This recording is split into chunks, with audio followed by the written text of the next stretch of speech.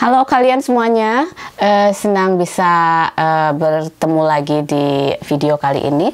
Dan yang akan chit-chat dengan Mariska saat ini adalah Ibu Lili Binti. Ibu Lili Binti adalah Ketua Fraksi Partai Golkar DPRD Kota Manado. Selamat malam Ibu. Selamat malam Ibu. Ibu bisa dengar? Malam. Ya, ini sehat-sehat Ibu. Ya, Ini kalau boleh. Tuhan ada sehat-sehat. Ini minta maaf so ganggu, baru pulang dari Jakarta ini langsung bisa ditodong untuk wawancara. Ibu kalau bisa torang apa ya, throwback kemarin yang terjadi itu yang viral di sosial media. Ini kenapa itu sampai ibu menangis kata kok itu kenapa ini sampai bisa seperti itu? Karena kan biasanya tadi di dalam politik juga kan masih ya walaupun agak keras tapi masih ada santun-santunnya ya. Tapi ini kenapa jadi kayak gini? Ya, benar.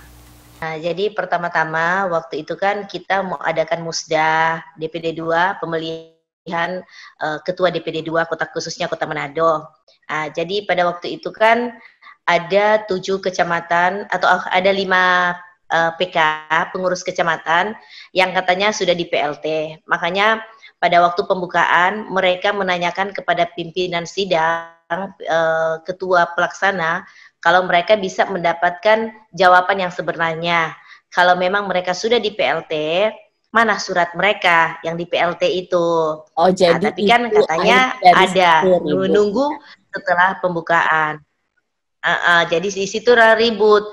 Pada waktu di situ kan otomatis ada teman-teman yang merasa dirugikan pada waktu itu. Jadi pada waktu itu juga saya di depan situ, saya kan jadi agak melihat perlakuan mereka, apalagi yang agak berantem itu kan bukan dari itu hanya seperti satgas lah, bukan panitianya yang mengusir kami, tapi itu hanya satgas gitu. Jadi itu yang terjadi agak bentrokan. Biasanya kalau mereka oke lah, kalau biasa laki-laki dalam musda begitu ya, mereka mengatakan kalau di paripurna biasa berantem, it's okay, tapi itu sesama laki-laki bukan sesama perempuan gitu kan. Etikanya kan tidak ada di situ. Gitu. Jadi saya pada waktu melihat teman-teman saya diperlakukan mereka seperti itu, otomatis saya juga gimana gitu, kok mereka diperlakukan kayak seperti binatang, apalagi teman saya yang ya mungkin mereka menganggap dia orang kecil, jadi kapan lagi saya harus melindungi mereka, setidak-tidaknya saya tidak mau diperlakukan begitu, apalagi teman-teman yang mereka yang kayaknya sudah memang udah tidak manusiawi lagi yang diperlakukan, mungkin yang sudah beredar di YouTube saat ini, mungkin di sosmed gitu. Akhirnya timbul keberanian saya untuk berargumen gitu. Gitu. Tapi sebenarnya itu salah paham atau salah paham, cuma salah paham atau gimana? Ini memang salah paham. Itu bukan salah paham. Memang disengaja atau? Disengaja, kelihatannya itu sudah disengaja. Dalam arti teman-teman kan hanya mempertanyakan hak mereka. Di mana hak mereka? Kalaupun hak mereka dikatakan, alasannya apa gitu. Nah, jadi mereka mengatakan apa kesalahan mereka sehingga hak mereka untuk memilih dicabut gitu. Tapi halo. Ya, halo. Ya. Saya dengar Ibu. Mariska kedengaran? Ya, dengar Ibu ya. Mariska. Ya, kedengaran. Ya. Soalnya saya lihat ada internetnya unstable ya. Nah, jadi seakan udah permainan lah. Kita kalau politik sih oke saja. Tapi kan kita demokrasi lah. Dalam arti diberi penjelasan kepada teman-teman gitu, termasuk saya juga. Sedangkan saya itu peserta juga. Saya ketua fraksi, diundang secara resmi, dan saya juga mempunyai hak suara untuk memilih, mereka berdemokrasi gitu. Dan Ibu ini melihat yang seperti ini, itu tadi Ibu bilang itu kalau halo? Rizka tidak kedengaran. Ini sorry Bu, Ya, ini ya. internetnya agak unstable. Jadi tadi Ibu bilang itu biasa di Musda adalah kerikil-kerikil, ada drama-drama kecil. Dan Ibu sebenarnya sebagai seorang politisi perempuan yang terjun ke dunia politik udah begitu ya cukup lama ya menjadi anggota dewan. Ibu merasakan hal ini, bagaimana Ibu melihat menyikapi hal-hal seperti ini? Ibu memang ya memang seperti ini ya udah biasa, harus ya nikmati aja, enjoy aja, atau bagaimana? Ketika Ibu berargumentasi dan akhirnya keluar, dan Ibu sebenarnya dari awal pasti kan sudah berpikir ini kalau di politik ini yang begini-begini akan dihadapi juga gitu. Mariska. Iya, ya. Gimana? Jadi ketika ada terjadi seperti ini kan di dalam dunia politik, Ibu bilang tadi ya biasalah musda-musda begini, udah biasa seperti ini. Tapi Ibu bilang untuk saat ini Ibu mengambil keputusan untuk bertindak, berargumentasi, dan apakah waktu dari awal Ibu terjun ke dunia politik, Ibu sebenarnya sudah membayangkan ini akan terjadi. Yang hal-hal seperti ini memang ya bakal menghias. Halo? Ya. Tadi Ibu bilang ini gimana? Tadi sorry. Halo. Tadi Ibu bilang ya musda seperti biasa ya untuk hal-hal seperti ini, kalau ada apalagi musda itu hal biasa terjadi. Jadi dalam lebih santun lagi ya. Halo. Ya, dalam bisa. hal ini kan kalau musdanya harusnya lebih santun lagi, walaupun kadang-kadang terjadi perselisihan itu biasa saja. Tapi yang jadi pertanyaan saya, yang jadi membingungkan saya pada saat itu, yang dihadirkan aja itu saya tidak tahu. Itu dari mana? Apa dia kader atau bukan yang mengusir kami? Sedang kami ini adalah kader sejati dari Partai Golkar. Gitu. Itu yang sangat mengecewakan untuk panitia pelaksananya gitu. Kenapa mereka, kalau harusnya yang berdebat dengan saya, harusnya panitianya, bukan satgasnya. Karena saya ini berdiri dalam hal ini, berada di situ sebagai salah satu ketua fraksi, dan saya juga mempunyai hak suara, dan saya ini anggota DPRD yang adanya kehadiran kami sehingga Partai Golkar mendapat kursi di DPRD gitu, dan juga atas bantuan dari teman-teman yang ada di PK di bawah ini gitu, perjuangan mereka juga. Jadi harusnya kita menghargai mereka yang sudah memperjuangkan ya. Ya, Mariska. Iya bisa dengar Bu. Menghargai mereka yang sudah memperjuangkan.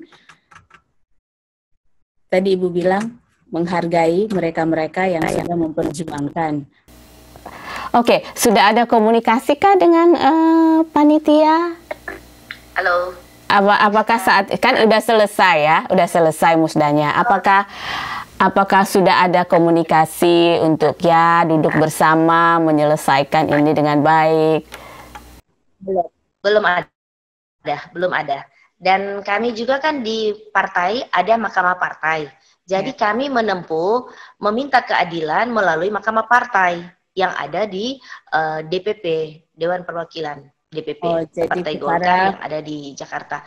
Jadi kami makanya seperti yang penjelasan yang kemarin kan ada penjelasan dari Mariska. Iya. Jadi kan kemarin ada penjelasan yang pada waktu itu Ketua PLT yang mem-PLT-kan Ketua Denny Sondak, dan pada waktu itu Bapak Ruby Rumpesak mengatakan apabila kami keberatan, kami bisa mengajukan kepada Mahkamah Partai. Jadi saat ini kami sedang mengajukan masalah ini ke Mahkamah Partai untuk meminta keadilan. Karena kenapa? Harusnya pada waktu musda baru mau dijalankan, kenapa baru sekarang di PLT? Kenapa dari dulu-dulu dikatakan mereka katakanlah mereka tidak mempunyai masalah. Kenapa baru sekarang? Sedangkan pada waktu pemilihan legislatif 2019, kenapa mereka ini tidak jadi dipersoalkan? Kenapa jadi pada waktu musda baru jadi masalah? Ini kan ada udang di balik batu ya. Gitu. Udah tidak fair lagi kalau saya melihat untuk pemilihan seperti ini. Oke, Ibu, apakah nanti kan ini mau pilkada itu kan kalau nggak selesai dengan baik, apakah tidak ada Ya, pengaruhnya terhadap ya nanti kan mau ada, Ibu tahu sendiri kan, mau pilkada dengan kejadian seperti ini, apakah iya. menurut Ibu Pilkada. akan sedikit berpengaruh terhadap pilkada atau bagaimana? Kalau ya mungkin saja sebagian akan terpengaruh ya. Kalau ini kan tergantung personnya ya. Kalau saya berpikir, tapi kalau saya pribadi, saya kan tetap masih Golkar. Nah, Iya. jadi untuk pilkadanya nanti siapapun yang dicalonkan oleh Partai Golkar, saya siap mengamankan gitu. Nah, contoh pada saat ini kan Ibu Ketua kami, Ibu Teti Paruntu sedang mencalonkan sebagai Gubernur Sulawesi Utara. Otomatis saya akan berjuang untuk beliau saat ini, karena saya juga masih kader Golkar gitu. Tapi untuk persoalan yang lain, untuk masalah musda itu kan berbeda case ya gitu. Ya, maksudnya dalam hal ada pasti kan ada yang sakit hati, ada yang kecewa, itu apakah bisa berpengaruh nantinya? Ya biasalah orang kalau udah sakit hati, kecewa kan bisa ada, ya bisa pindah ke lain hati mungkin. Gimana menurut Ibu? Ya, Kembali ke personnya benar ya. betul juga sih. Tapi kan kembali kami personnya ya. Kalau saya sebagai kader dan saya juga punya pendukung, saya menganjurkan ya kita tetap harus membesarkan partai gitu. Oke. Dalam hal membesarkan partai, itu Ibu tuh terjun ke dunia politik tentu setelah mungkin melewati pertimbangan yang sangat matang, ya itu bagaimana sampai akhirnya Ibu memilih, karena kan ya lihat saja seperti ini kan. Banyak sekali hal-hal yang dilewati sangat keras. Bagaimana Ibu kalau bisa cerita dari awal tuh sampai akhirnya berpikir untuk oke, saya siap bertarung gitu, siap untuk dalam Ya. Gimana Ibu pertama gimana? Saya ingin menceritakan sedikit sehingga saya akhirnya tertarik di dunia politik. Sebenarnya jujur sih saya tidak pernah tertarik di dunia politik ya. Karena Waktu kan itu menurut saya itu juga bisnisnya bagus ditawarin kan? Hidup mapan, bisnisnya iya. bagus kan? Iya benar. Pertama-tama sih saya waktu itu kan saya lagi hamil anak ketiga saya yang perempuan nih, udah 11 tahun dia. Waktu itu saya ditawarin oleh Bapak Jimmy Rimarogi, yang dulu mantan wali kota, kan dia juga mau mencalonkan diri wali kota untuk saat ini. Nah, jadi saya ditawarkan 30% keterwakilan perempuan. Saya bilang ke Bapak Jimmy, Pak, jangan saya, itu suami saya aja. Oh enggak, saya bilang saya pada waktu itu lagi hamil gede kan, Pak jangan saya. Tapi dia bilang, enggak usah. Memangnya yang mau kampanye perut kamu gitu kan, gitu. Cobalah berunding sama suami, keluarga, orang tua. Kalau kita jadi syukur, berarti itu memang kehendak yang di atas. Nah, gitu. Kalau nggak jadi berarti itu belum kehendaknya di atas, kehendak Tuhan gitu ya. Udah oke lah. Coba ternyata akhirnya saya bisa mengalahkan teman-teman yang udah 3 periode, itu incumbent gitu. Nah, waktu itu juga setelah itu Bapak Jimmy tersandung, waktunya tidak salah tersandung masalah kasus kan. Waktu pada waktu saya udah jadi anggota DPRD, saya kunjungi beliau di lapas gitu. Saya mengucapkan terima kasih karena setidak-tidaknya karena beliau akhirnya saya bisa duduk di anggota legislatif sampai sekarang. Makanya saya tidak bisa melupakan budi beliau untuk menjadikan saya seperti saat ini. Dia merupakan ayah panutan bagi saya dalam dunia politik gitu. Apapun yang terjadi, saya selalu melihat figurnya beliau gitu. Akhirnya setelah berjalannya waktu, ya biasa kan kalau udah jadi anggota DPR dengan kesibukan yang begitu banyak, apalagi saya punya bisnis, anak-anak, suami. Kadang pertama-tama memang dalam tahun pertama biasalah suami saya komplain gitu. Udah biasa kan pulang agak larut, biasa saya nggak pulang larut, akhirnya, tapi ya puji syukur, akhirnya berjalannya waktu, akhirnya suami saya sudah bisa menerima apa adanya dengan anak-anak saya, dan beliau mendukung karir saya juga dalam hal ini. Tapi dengan kejadian-kejadian seperti ini yang ya sepertinya udah semakin keras. Udah kalau sudah bicara tidak santun, tidak manusiawi, ya itu bagaimana Ibu menyikapi ini? Karena kan sebagai seorang perempuan kan ya kita ya bukan kita lemah ya, tapi kita yang sebagai perempuan kan kita tidak untuk yang hal-hal yang bersifat konfrontif atau bagaimana, kan biasanya perempuan kan agak sedikit gimana ya, lebih ke insting perempuannya keluar kan, oh, kok bisa seperti ini, kenapa tidak, kalau bisa dibicarakan dengan baik kan, kenapa harus ya dengan fisik kan? Bagaimana pendapat Ibu? Makanya terlebih hubungan dengan suami ya. Iya. Makanya pada suami saya juga pada waktu itu kan dia bendahara Partai Golkar Kota Manado. Makanya saya udah tahu temperamen suami saya. Makanya waktu saya sudah punya insting pasti tidak akan berjalan dengan baik. Jadi pada waktu itu saya bilang suami saya, kamu nggak usah datang aja ya, nanti saya aja yang datang gitu. Jadi saya sudah punya insting. Bagaimana kalau dia udah melihat diperlakukan seperti itu, aduh saya takut nanti terjadi hal-hal yang lebih besar lagi kan, gitu. Makanya pada waktu terjadi adu argumen, saya kok punya keberanian melawan beliau, gitu. Ini kayak mereka bilang ini satgas gitu. Saya bilang, oh kamu jangan mempermainkan saya dalam arti mentang-mentang saya perempuan, kamu menganggap saya takut beliau. Saya nggak takut gitu. Karena saya tidak mau mereka semena-mena terhadap perempuan gitu.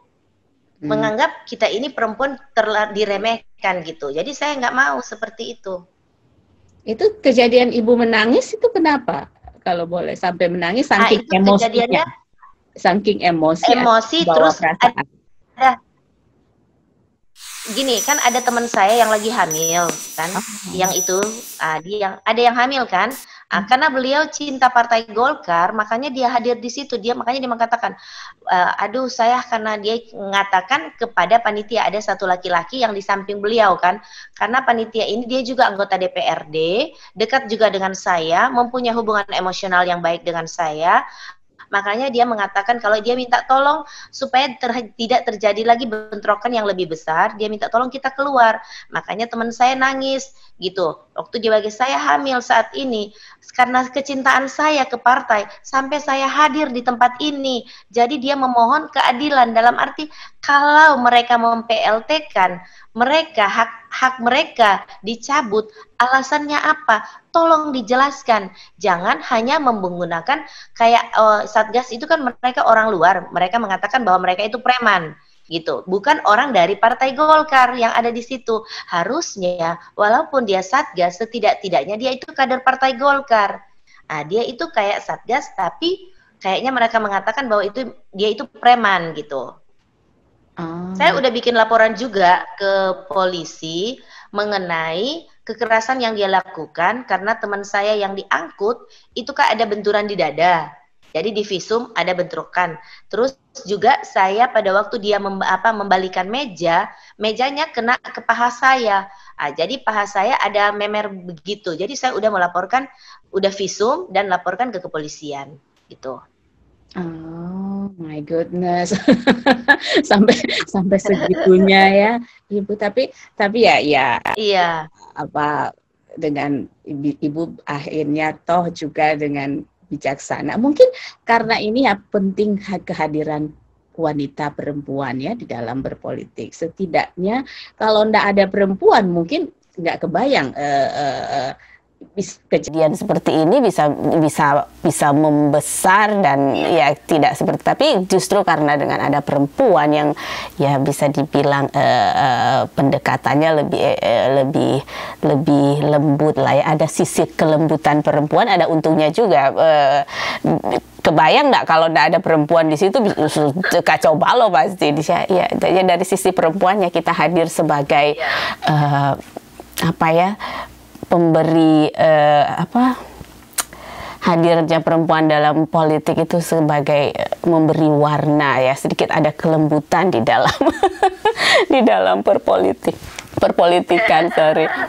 Oke, Ibu, dengan saat ini persiapan menjelang pilkada, adakah yang dilakukan Ibu dengan seperti Ibu bilang tadi, Ibu sangat concern, sangat itu mendukung Ibu Teti ya, ini juga bergerak atau apakah melakukan sesuatu agar orang-orang itu Ibu tetap melakukan pendekatan emosional agar mereka tidak bisa bersatu, minimal berdamai ya, dan jangan sampai friksi atau kejadian ini juga malah membuat menyakiti hati kader yang lain gitu. Ada nggak pendekatan seperti itu? Ya. Jadi saya mengadakan pendekatan dengan konstituen saya dan mereka tolong bantu saya dalam arti lihat saya karena ini partai saya ingin menjadi besar kan. Jangan dengan masalah ini kita pisahkan dulu yang terjadi sama saya dengan untuk kemenangan partai ya gitu. Jadi kita harus menangkan dulu partai kita untuk calon gubernur Ibu Teti gitu. Jadi ya, kalau saya berbicara ya pasti mereka mendengar lah gitu. Karena mereka melihat kan saya punya konstituen yang sudah lama saya jaga juga selama ini. Jadi tiap tahun saya tetap memperhatikan mereka gitu. Akhirnya mereka dekat juga dengan saya. Oke, kita bicara soal bisnis, Ibu. Gimana bisnisnya saat ini dengan COVID-19? Pasti berpengaruh terhadap ya bisnis Ibu kan. Ini gimana menyikapi apakah ada hal-hal yang dilakukan untuk menyikapi keadaan seperti ini dari sisi bisnisnya, karena Ibu sangat ke bisnis juga. Kalau saat yang kemarin masih COVID sih memang berpengaruh juga di ekonomi ya. Semua, bukan cuma kita, semua perekonomian pasti jatuh lah gitu. Jadi, tapi saya dalam bisnis, karena pegawai-pegawai saya kan sudah agak lama, sudah dari saya belum menikah, mereka udah kerja sama saya. Jadi mereka tidak pernah ada yang saya PHK, jadi mereka tetap jalan terus. Tapi mereka memahami juga, karena mencari orang yang seperti mereka susah karena kejujuran mereka yang diutamakan. Saya, keluarga saya juga, kakak-kakak dan bisnis kami keluarga selalu kami mengutamakan kepercayaan gitu. Jadi sampai saat ini kami masih bisa bertahan. Puji Tuhan, ya udah sekarang kan udah new normal kan gitu. Jadi udah lama, udah bisa jalan dengan baik lah sampai saat ini. Jadi Ibu bilang soal kepercayaan, apakah yang diterapkan dalam bisnis yang Ibu bilang tadi kepercayaan, Ibu menerapkan juga di dalam berpolitik, kepercayaan dalam bisnis, kepercayaan dalam berpolitik itu? Kalau saya, karena kita udah dididik dari keluarga kan, jujur ya. Dari keluarga kita sudah dididik untuk kita jujur ya, dalam arti ya, kalau pribadi saya ya sendiri ya gitu, karena saya tidak mau dalam arti kalau kita menjatuhkan orang lain atau apa, berikut mereka juga bisa menjatuhkan kita kan. Rupa di Alkitab mengatakan tampur tuai kan itu ada. Siapa menurut what goes around comes around. Jadi janganlah, saya paling takut seperti itu. Apalagi dalam hal ini yang kemarin terjadi, saya membelakan orang kecil. Kalau berpikir untuk kepentingan pribadi saya, mungkin saya bisa bergaining dalam politik gitu kan. Tapi ada hal yang kita mungkin ada pemikiran yang lain yang harus saya kepentingkan gitu kan. Dalam arti kepentingan yang lebih besar lagi untuk teman-teman yang ini udah berjuang mati-matian buat kita terus kita tinggalkan, apa kata mereka nantinya? Berarti otomatis kepercayaan yang diberikan mereka kepada saya akan hilang hanya karena sebuah jabatan untuk yang yang ditawarin ya seperti itu atau apa ya gitu. Itu yang saya paling takut gitu. Jangan sampai kepercayaan masyarakat atau apa yang saya sudah janjikan dan tidak saya realisasi. Itu yang kalau saya pribadi gitu. Saya paling apa yang saya sudah janjikan saya harus komitmen lah. Kalau buat saya pribadi. Oke, apa yang menjadi keinginan terbesar seorang Lili Binti di dunia politik itu sebagai perempuan yang terjun ke dunia politik? Apa yang menjadi keinginan terbesar ya? Apakah hanya jadi anggota dewan terus itu adalah sebuah tujuan atau pengen naik kelas atau bagaimana atau adakah keinginan? Kalau saat ini sih belum ada, memang udah pernah ditawarin, tapi saya berpikir kan kita kan bertahap lah, step by step. Jangan kalau kita langsung naik tangga paling tinggi, kita bisa jatuh roboh kan gitu. Jadi kita harus punya fondasi yang kuat dulu dari bawah supaya benar-benar kita tumbuh gitu. Jangan langsung instan gitu. Jangan. Makanya saya udah pernah ditawarin, tapi saya bilang oh nanti aja gitu. Waktu yang akan menjawab gitu kan. Ya, Dan harus melihat kemauan masyarakatnya seperti apa gitu. Kalau menurut Ibu sendiri tentang keterwakilan perempuan di DPRD atau tentang ketertarikan perempuan untuk terjun ke dunia politik saat ini, menurut Ibu dia mengalami peningkatan atau malah turun atau tidak banyak yang terlalu tertarik? Saking mungkin orang melihat dengan intrik-intrik seperti ini, dengan ya sangat keras, itu mungkin membuat perempuan itu merasa takut atau tidak tertarik dengan politik. Bagaimana menurut Ibu? Harusnya kita kan saat ini harus sederajat dengan pria. Jangan kita nanti dipandang sudah sama sejajar lah. Jangan kita nanti dipandang oh terlalu rendah ini perempuan. Banyak kan sekarang ada bupati perempuan, wali kota perempuan, gitu, menteri perempuan. Mungkin dalam hal ini mereka mungkin lebih teliti dan seperti dikatakan ada kayak keibuan lah seperti itu. Gitu. Kita masih bisa berpikir gimana ya? Ada sisi tersendiri lah gitu. Mungkin jadi saya merasa apa salahnya sekarang perempuan harus lebih proaktif lagi, apalagi kalau untuk kesejahteraan, keindahan itu kan memang perempuan lebih tahu kan begitu. Contoh Ibu Risma gitu, dia membuat kota Surabaya jadi begitu bagus gitu kan.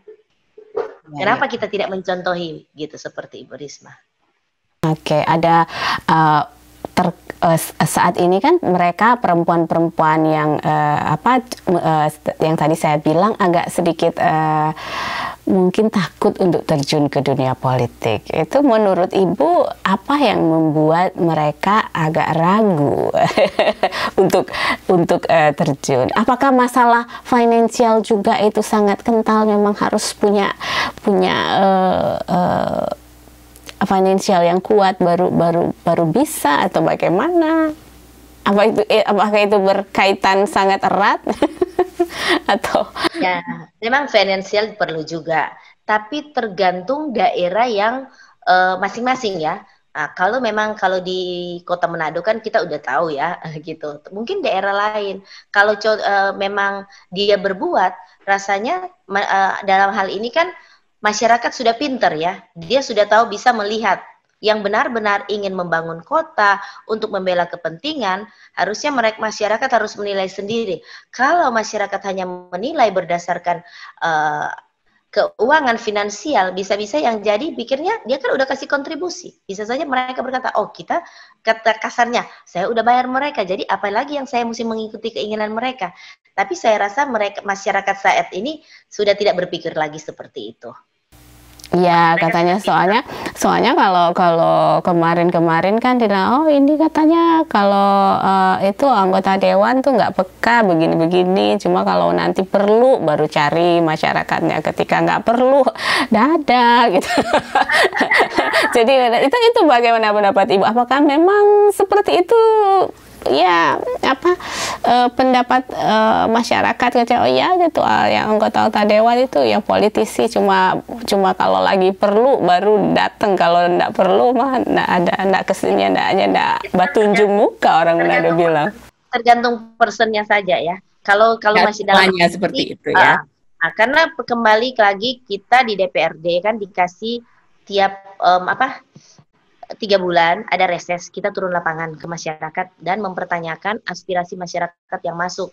Nah, kan di Dewan kadang-kadang masyarakat tidak tahu, makanya mereka mengatakan, oh mereka nanti perlu baru cari. Persoalannya di sini, kita di DPRD punya 3 fungsi, pengawasan, budgeting, dan legislasi di situ.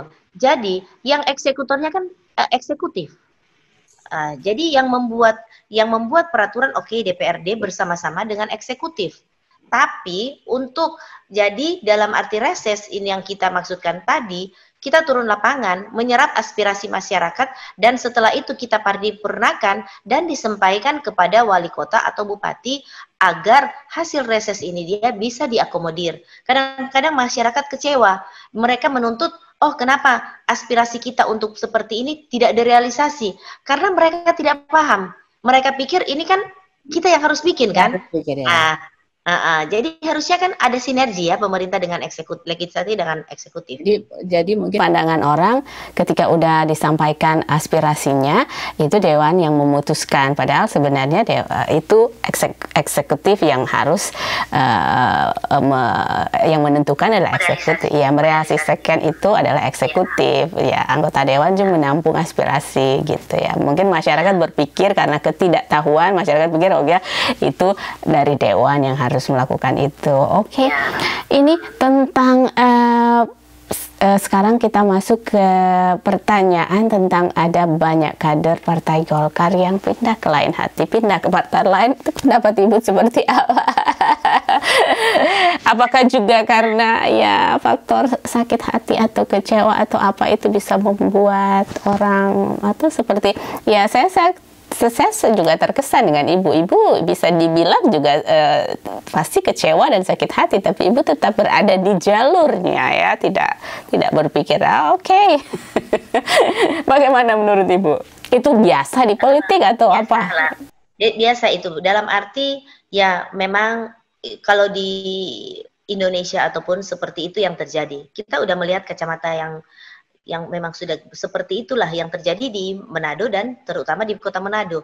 Ya mereka karena tidak diakomodir, mungkin ada apa, pasti ada rasa sakit hati kan. Pasti seperti itu. Pasti mereka akan berpindah partai atau dalam arti walaupun bukan partainya mereka pindah, hanya mendukung saja. Itu kan tergantung personnya ya, gitu. Nah, jadi kita tidak bisa tidak pindah partai tapi bisa mendukung. Tapi kan ada etika kan di partai, ada aturannya, ada aturan partainya. Ada aturan, benar. Tapi di sini apakah yang melelahin hati itu kader Pak yang terstruktur atau dia tidak dalam struktur? Nah, kalau dia dalam struktur boleh. Nah, kalau dalam struktur otomatis kan dia ada sanksi organisasi. Apa itu? Gitu. Apa misalnya? Itu bisa arti dia di PAW kalau anggota dewan, atau dia asal dia membuat kesalahan, bukan semena-mena langsung di PAW. Ada dasar juga, ada di Juklak, itu ada di anggaran dasar anggaran rumah tangga, itu ada. Jadi kalau pindah partai itu nggak masalah atau kalau dia tidak terjamah di struktur, hanya dia kan pendukung saja. Kalau dia memang kader, dalam walaupun dia punya KTA Golkar, tapi dia tidak termasuk dalam struktur, gitu. Nah, itu kan sangat disayangkan kalau ada partai yang kader kita dia pindah ke lain hati gitu, itu kan sangat disayangkan gitu. Kenapa harus pindah ke lain hati gitu kan? Nah, tapi kita nggak bisa melarang, itu kan hak pribadi masing-masing orang gitu. Gitu. Apalagi kalau mereka sudah merasa dikecewakan gitu. Tetapi kan sebagai kalau misalkan itu sebagai kader kan biasanya kan itu apakah tidak duduk bersama gitu, cari solusi kan? Ya, namanya juga berdemokrasi, mendengarkan aspirasi ya, perbedaan boleh, tapi kan kalau itu kan ya harusnya duduk bersama kan, lebih matang dalam berpolitik, lebih dewasa, lebih santun. Saya juga kalau pribadi ya, soalnya kan saya ini hanya ketua fraksi, saya tidak masuk dalam pengurus DPD kan itu. Tapi bisa menyuarakan kan, ibu bilang bisa lah ikut mengajak berdamai, duduk bersama, mencari solusi. Ya, kalau saya sih sama teman-teman saya di barisan saya udah, tapi kan yang harus proaktif kan dari mereka, bukan kita. Tapi kan ketiganya itu sudah berusaha kan, udah berusaha. Iya, yang penting dalam hati saya, kalau saya pribadi, saya sudah berusaha menjelaskan kepada mereka. Setidak-tidaknya mereka janganlah pindah ke partai lain gitu. Mungkin kecewa gitu. Nah, tapi janganlah pindah ke partai lain gitu. Ada enggak semacam apa dari Ibu, strategi atau apa yang Ibu lakukan ketika konstituen kecewa dengan partai yang Ibu usung atau merasa tidak diperhatikan? Ada enggak Ibu melakukan sesuatu untuk mendengarkan apa yang mereka, ketika orang mulai males, muak dengan apa yang politisi lakukan saat ini, dan Ibu berada di garis depankah untuk belajar? Tidak semua seperti itu loh. Yang lain masih berjuang. Apa yang Ibu lakukan? Ya. Jadi saya mengusahakan kepada teman-teman, ya kita on the track aja gitu kan. Dalam arti kita jalan aja sesuai yang ada di dalam aturan partai. Kalau yang lain kan, kalau pendukung ya usahakan jangan sampai, mereka kan dukungnya, lihat kalau Manado, kota Manado, dia kan melihat figur gitu. Ini figur berbeda dengan partai. Nah, karena figurnya saya berada di Partai Golkar, otomatis konstituensi saya ngikut saya kan di partainya gitu. Jadi saya udah bilang, pokoknya di mana ada saya di situ kamu harus ikut gitu. Jadi ya udahlah, kadang-kadang mereka, Ibu, mereka udah mengecewakan Ibu gitu. Ya udahlah, biar aja kan ini masih, kan kita masih berjalan, belum apa ya, dalam arti ini kan masih berproses gitu. Dalam arti yang pada saat terjadi masalah ke saya ya, ini kan masih dalam berproses gitu. Jadi kita jalan aja lah, nanti kita lihat perkembangannya seperti apa. Tapi yang pasti harus dalam arti yang saat ini dicalonkan untuk berjuang untuk memenangkan beliau gitu. Itu tugas kita sebagai, ya dikatakan petugas partai lah. Petugas partai. Oke. Wah, kita pindah dari politik, kita ke hal-hal yang lebih rileks, Ibu. Bagaimana dalam waktu-waktu luang dengan keluarga, apa yang Ibu lakukan untuk refreshing atau apa saat ini dengan keadaan seperti ini? Apa yang Ibu lakukan dengan keluarga? Jalan-jalan kah atau? Jalan-jalan sih takut kan COVID sekarang ini. Jadi tetap di rumah. Jadi kita kebanyakan di rumah. Kadang-kadang kita di rumah. Bilang ya, anak-anak kan lagi ya kuliah juga kan, stay at home kan. Jadi saya merasa dengan adanya COVID ini kita lebih dekat sama keluarga, sama anak-anak gitu. Biasanya kan saya pulang terlambat, anak-anak udah tidur, atau saya nyampe, anak-anak keluar. Gitu. Dengan adanya COVID ini kita lebih dekat gitu sama keluarga, suami, anak-anak. Jadi ada waktu-waktu senggang, kadang-kadang ya udah masak apa gitu, terpaksa coba-coba masak aja, belajar masak. Oke. Dengan anak-anak, apakah Ibu juga menggiring mereka, mendorong mereka untuk tertarik dunia politik, atau malah mereka protes? Pernah enggak curhat itu dengan ya? Kalau kemarin saya pernah nanya anak saya yang tua, yang paling gede kan.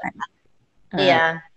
Anak saya umur yang paling tua 22 tahun. Pernah kan saya ada ditawarin anak saya untuk masuk ke organisasi politik juga.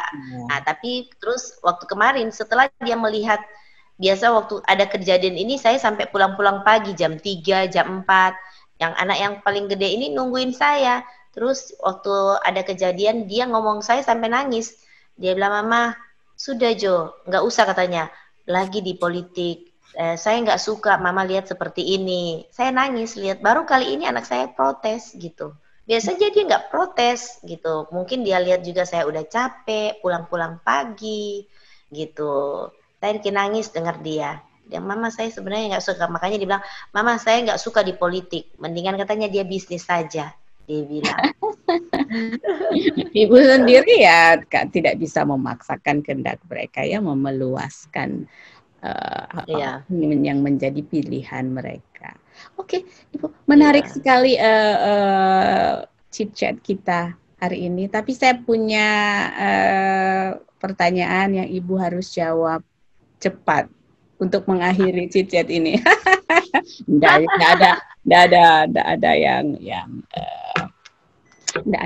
ada yang terlalu heboh-heboh. Ya paling lah ya, pertanyaan-pertanyaan ringan. Ibu harus jawab cepat dalam satu. Oke. Makan di rumah atau di restoran? Saya kebanyakan makan di rumah. Oke. Kumpul dengan keluarga atau kumpul dengan teman karib? Ya. Saya kebanyakan kumpul dengan keluarga karena teman-teman sudah kadang sekarang saya kumpul. Anting atau kalung? Kalung. Pirang, rambut pirang atau hitam? Pirang. Sekarang, warna merah atau biru? Biru. Memaafkan atau dimaafkan? Memaafkan.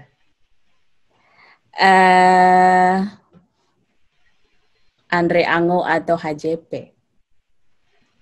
No comment. Oke. Ini disakiti atau menyakiti? Disakiti. Memberi atau menerima? Memberi. Memberi. Oke. Denny Sondak atau Ingrid Sondak? Karena ketua partai saya Denny Sondak. Oke, terima kasih.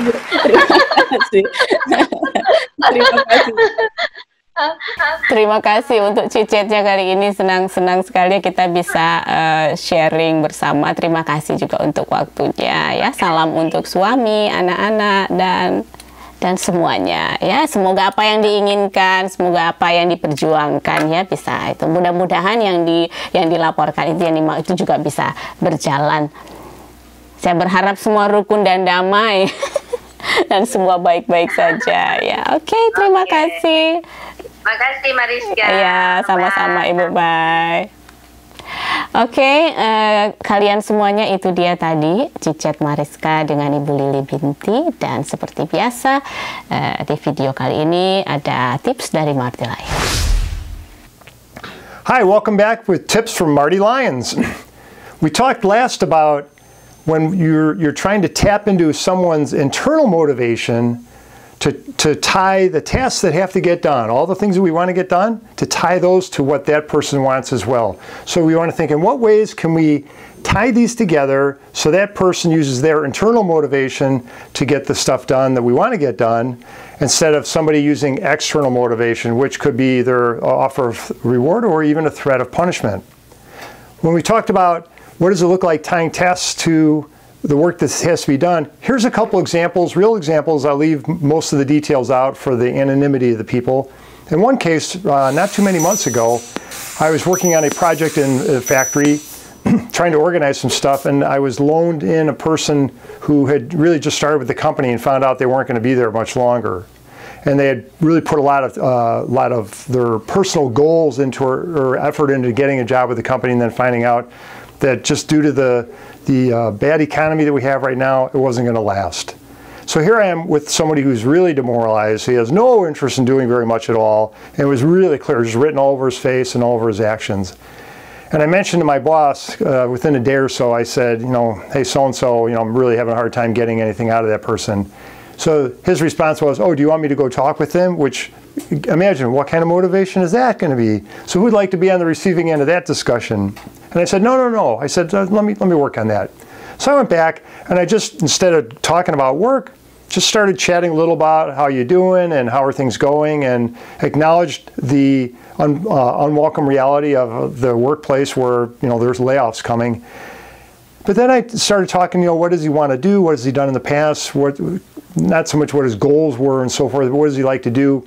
And I started, and just in baby steps, just trying to take the things that we're going to work on and tying them back into that.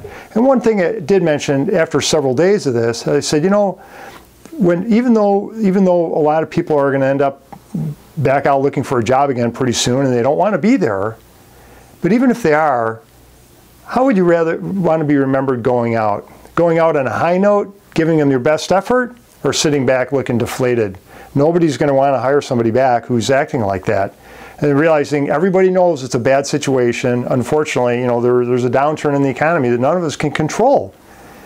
And we actually talked about it for a while, and I kind of got a sense of where he was on that. And he really picked up the pace. Now, I'm not saying he turned into a world-class sprinter or anything like that, but the difference between what he had been doing and what he started doing after some ongoing discussions, it wasn't just one time, it was quite a few little chit-chats here and there. And I made sure that every time I saw him doing something that was positive or in the right direction, if it was really small, I would give him a lot of kudos for that.